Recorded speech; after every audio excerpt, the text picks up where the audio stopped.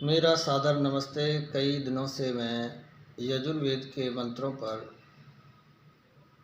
प्रतिदिन एक वीडियो बनाता हूँ एक मंत्र पर, और आप सब जिसको जितना समय मिलता है वो सुनते हैं। मैंने एक वीडियो बनाया था यजुर्वेद का प्रथम अध्याय का 11वां मंत्र। उसमें उसको सुनकर के हमारे पास में ही एक सज्जन रहते हैं, अशोक महन जी। उन्होंने कहा कि शास्त्री जी, क्या जो हमारे देश में जीव हत्या होती है उसको रोकने के लिए भी क्या वेदों में मंत्र हैं? तो मैं आपसे कहना चाहता हूँ, आप सबसे, कि वेदों में बहुत से ऐसे मंत्र हैं जिनमें किसी भी जीव की हत्या करने को मना कहा है। कोई भी पशु हो, कोई भी पक्षी हो, कोई भी जीव हो, हमारा वेद सबको जीने का अधिकार देता है, किसी को मारने का अधिकार नहीं देता। इसका कारण ये है कि जब हमने किसी को जीवन दिया ही नहीं तो भला हम कैसे किसी को मार सकते हैं। प्रभु जन्म देता है और वही अपनी अवधि, उसकी जो भी व्यवस्था है उसके अनुसार शरीर को जीव छोड़ देता है। तो ये उसकी व्यवस्था है, हमारी व्यवस्था नहीं है। तो उसी विषय में यहाँ जो प्रथम मंत्र है वेद का, ये मैंने सबसे पहले ही बोला था, मगर इस मंत्र को नहीं बोला था और इस तरह से व्याख्या भी नहीं की थी उसकी। मगर आज विस्तृत रूप से मैं इसकी व्याख्या करना चाहता हूँ, क्योंकि ये व्याख्या बहुत अच्छी है इसकी, और ये यजुर्वेद का प्रथम अध्याय का पहला ही मंत्र है। तो उस मंत्र को मैं पढ़ रहा हूँ, उसके बाद थोड़ी सी व्याख्या करूँगा। ये थोड़ा सा इसमें समय बढ़ जाएगा, मगर ये मंत्र बहुत अच्छा है। आप इसको अवश्य सुनें, पूरा सुनें, कोशिश करें पूरा सुनें। ओम ईशेतोर्जित्वा वायवस्थदेवो वः सविता प्रापयतु श्रेष्ठतमाय कर्मणा आप्यायध्वमग्न्या इन्द्राय भागं प्रजावतीरनविवा अयक्ष्मामावस्तेर ईशतमाघसं सो ध्रुवा अस्मिन् गोपतौ स्यातवः वीर्यजवानस्य पशून् पाहि। अब आप देखिए कि इस मंत्र में जिन सज्जन ने जो बात कही थी उस विषय में ये मंत्र क्या कहता है। और बता दूं आपको कि वेदों में आपकी हर शंका का समाधान है। जो प्रश्न आपके अंदर उठ रहे हैं उनका समाधान है, और जो नहीं उठ रहे हैं उनका भी समाधान वेद के अंदर है, क्योंकि वेद शाश्वत है, इसका ज्ञान असीमित है। जहाँ हमारा ज्ञान समाप्त होता है वहाँ वेद का ज्ञान प्रारंभ होता है। इतनी शक्ति है इस वेद के ज्ञान में। तो सबसे पहले इस मंत्र में कहा सविता। जैसा कि सविता का अर्थ मैं पहले भी कर चुका हूँ, इसका अर्थ है सृष्टि का बनाने वाला परमात्मा। क्योंकि देखो, सृष्टि इतनी बड़ी बड़ी है, विशाल है, इतने बड़े बड़े आग का गोला सूर्य है, और कितने बृहस्पति ग्रह है, कितने स्थूल ग्रह हैं, कितने जो है अंदर से स्थूल नहीं हैं, जो केवल गोले हैं, जैसे कहते हैं बुध, मंगल, ये पृथ्वी, ये सब तो पृथ्वी तत्व है, मगर बहुत से ऐसे गैस के गोले, सूर्य है, बृहस्पति है, ये और भी हैं जो केवल आप वहाँ पैर नहीं रख सकते हैं। शनि आदि भी बताते हैं ऐसा। तो आप देखेंगे कि इसमें कहा कि सृष्टि का बनाने वाला ईश्वर है, क्योंकि हाथ वाला भला कैसे बनाएगा? है छोटे छोटे हाथ हैं हमारे, हम छोटी छोटी चीज़ें बनाते हैं, मगर परब्रह्म परमेश्वर जो है वो बहुत विशाल है, अनंत है, इसलिए अनंत सृष्टि का निर्माण वो कर देता है। तो बनाने वाला कौन है? ईश्वर है।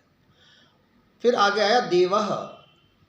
देवः का शब्द है, देव का शब्द होता है देवता।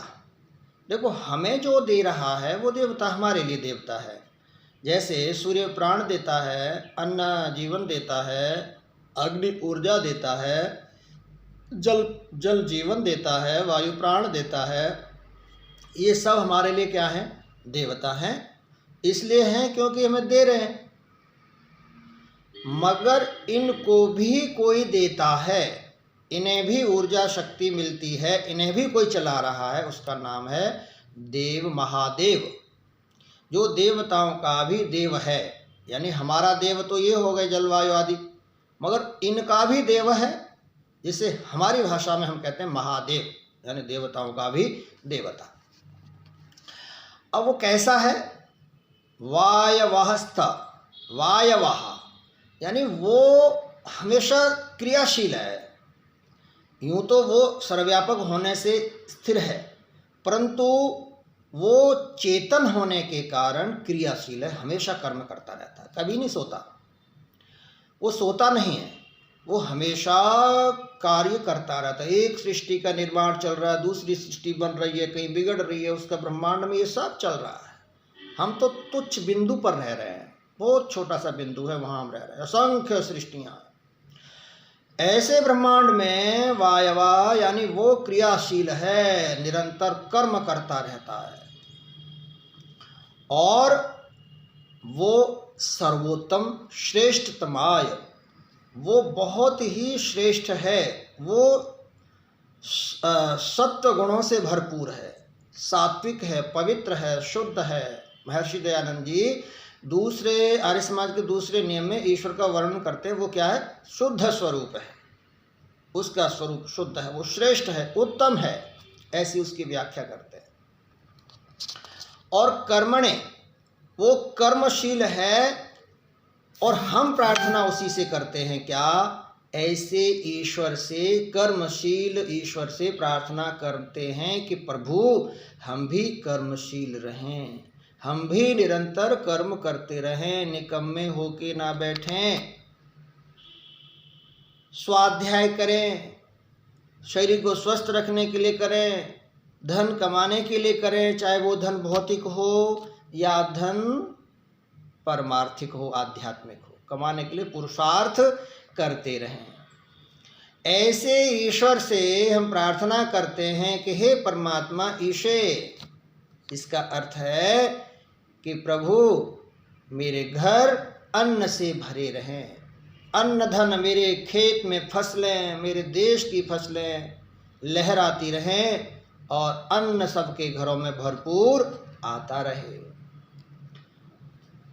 त्वा, मैं तुझसे प्रार्थना करता हूँ प्रभु, ऊर्जे, मुझे ऊर्जा दे, मेरे शरीर में बल दे, ऊर्जा दे, सक्रियता दे। तभी हम लोग जब हवन करते हैं तो आपने देखा है कि लोग घृत को अपने चेहरे पर लगा करके ऊर्जा की प्रार्थना करते हैं कि हे ईश्वर मुझे ऊर्जा दीजिए, क्योंकि ऊर्जावान व्यक्ति ही कुशलता से, तीव्रता से, कर्मठता से, ओजत्वता के साथ कर्म कर सकता है। फिर कहा कि जो परमात्मा पुरुषार्थ से, चाहे मैं धन कमाऊं, अन्न कमाऊं, या अपने शरीर के अंदर ऊर्जा को कमाऊं, त्वा, हे परमात्मा मैं इस ऊर्जा को तेरे अर्पण करता हूँ। इसीलिए स्वाहा मंत्र के बाद कहते स्वाहा, इदन्न मम, ये तेरा है प्रभु, मेरा नहीं है, तेरे आशीर्वाद से तेरे पदार्थों को मैंने कमाया है, इसलिए तेरे को अर्पण करता हूँ, और ऐसा करने से मेरा धन शुद्ध हो जाएगा। आप्यायध्वम, हे ईश्वर आप मेरी उन्नति कर दीजिए, मुझे बलवान बना दीजिए, धनवान बना दीजिए, विद्वान बना दीजिए, हे प्रभु ऐसी मैं आपसे प्रार्थना करता हूँ। इंद्राय, हे प्रभु इंद्र सब देवताओं का स्वामी है, मेरा मन भी इंद्र है, मेरा जीव आत्मा इंद्र है, और ये समस्त इंद्रियों पर काबू करके मेरा मन और मेरा आत्मा ये धनवान हो जाए, ऐश्वर्यवान हो जाए। कैसे? पुरुषार्थ से भौतिक धन, पुरुषार्थ से आध्यात्मिक धन को कमा के धनवान हो जाए। और कर्मणे, जैसे आप उत्तम कार्यों में संलग्न रहते हैं, प्रवृत्त रहते हैं, हे ईश्वर मैं भी उत्तम कार्यों में सदा अच्छे परोपकार के कार्यों में लगा रहूं, अच्छे कार्यों को करता रहूं। प्रजावती, प्रजावती का अर्थ है हे ईश्वर ये सब धन मैं किसके लिए कमा रहा हूं? आपने सृष्टि का निर्माण किसके लिए किया है? प्रजा के लिए ना, सब जीवों के लिए। तो हे परमात्मा मैं पुरुषार्थ कर रहा हूँ, इसलिए प्रार्थना करता हूँ कि मेरी भी प्रजा हो, मेरी भी संतानें हों, मैं भी संतानवान हूँ, ऐसी आपसे प्रार्थना करता। अनविवाहा, इसका अर्थ है व्याधि न हो। परमात्मा व्याधि कहीं भी होती है ना, नष्ट कर देती है। इसलिए न तो मेरे शरीर में, न मेरे परिवार में, किसी भी रूप में, यहाँ तक कि न मेरे समाज में, न मेरे राष्ट्र में कहीं भी व्याधि न हो, क्योंकि व्याधि होने से व्यक्ति दुखी होता है। इसलिए हे ईश्वर आप कृपा करके व्याधि रहित कर दीजिए। अयक्ष्मा, प्रभु कोई ऐसा रोग, अयक्ष्मा का अर्थ होता है राज रोग, जैसे टीबी भयंकर रोग होते हैं उनको अयक्ष्मा कहते हैं। तो यहाँ कहा कि कोई भयंकर रोग ना हो प्रभु, मेरे शरीर में कोई रोग ना हो, क्योंकि रोग रोगी को नष्ट कर देता है, धीरे धीरे समाप्त कर देता है। इसलिए हे ईश्वर मेरे शरीर में कोई रोग ना हो, ऐसी प्रार्थना भक्त करता है।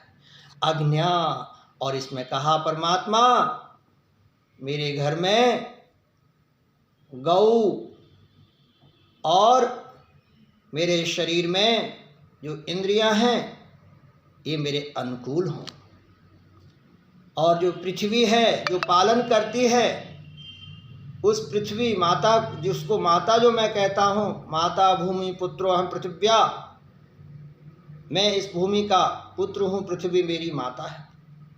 तो अज्ञा कहा ये सताने योग्य नहीं है, चाहे वो गाय हो या फिर हमारी इंद्रियां हो, पृथ्वी हो।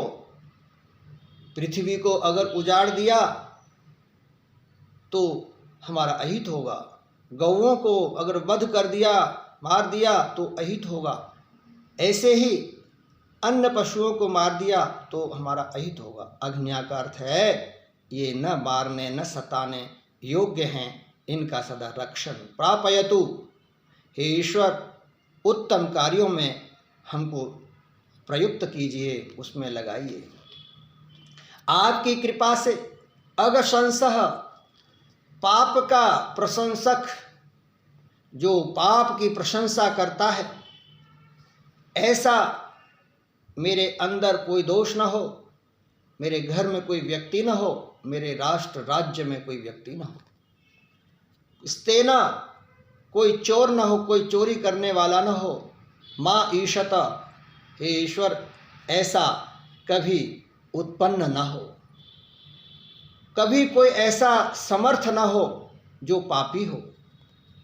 हे प्रभु यजमान, यजमानस्य, जो यजमान है, जो जीव है, जो यसत पुरुष है, यज्ञ करता है, जिसे हम यजमान कहते हैं, हे प्रभु वो सदा विद्वान हो, उपकारी हो, और पशुन, उसके पशु, गौ, घोड़े, हाथी, ये सब उसकी रक्षा करें, वो उनकी रक्षा करे, वो इनकी रक्षा करे।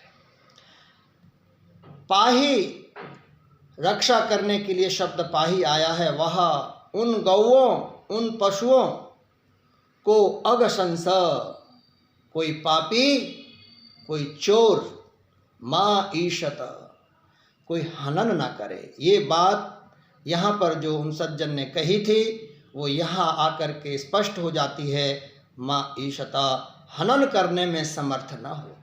देखिए जो पशु, जैसे गाय है दूध दे करके हमको बलिष्ठ करती है, बछड़ दे करके खेती करने के लिए बछड़ों को देती है, घोड़ा हमें मार्ग पर ले जाता है, जल्दी से पहुंचा देता है, और बकरा, बकरी, ये सब हमें दूध के द्वारा, भेड़ ऊन के द्वारा, ऊँट सवारी के द्वारा, हाथी सवारी के द्वारा, माल ढोने के लिए, ये सब के सब पशु हमारे रक्षक हैं।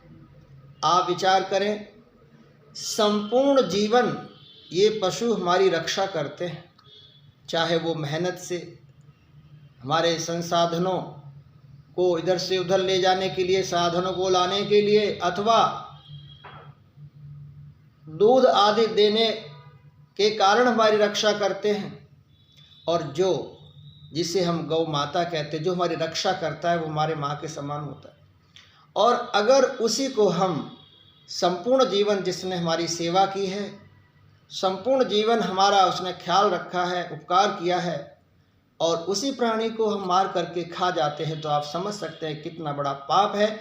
तो ये वेद मंत्र यहाँ स्पष्ट रूप से कहता है कि ऐसा पापी कोई न हो। ऐसे व्यक्ति को पापी कह करके कहा, चोर कह करके यहाँ बात कही है वेद ने। ऐसा व्यक्ति पापी है।